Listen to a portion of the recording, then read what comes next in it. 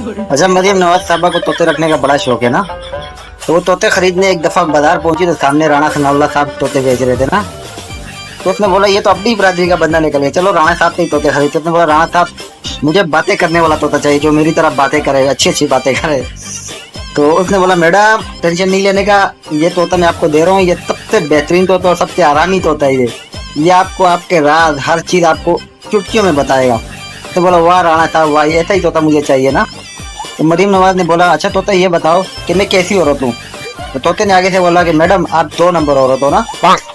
तो उसने बोला राणा साहब ये क्या है, ये तो मेरी बेइज्जती कर रहे हैं।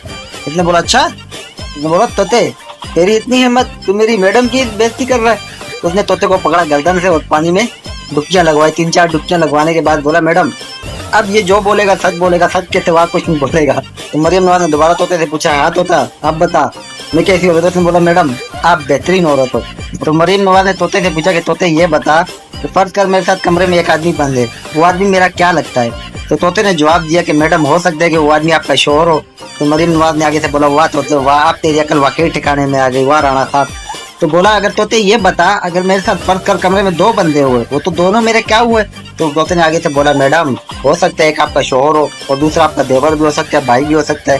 तो मरियम नवाज खुश हो गई, बोला वाह वाह वाह वाह तोते क्या बात है तुम्हारी, वाकई राणा साहब ये तोता मुझे चाहिए। तो बोला नहीं नहीं रुको 1 मिनट, अच्छा तोते ये बता कि फर्ज कर मेरे साथ कमरे में अगर 3 बंदे हुए तो तीनों मेरे क्या हुए।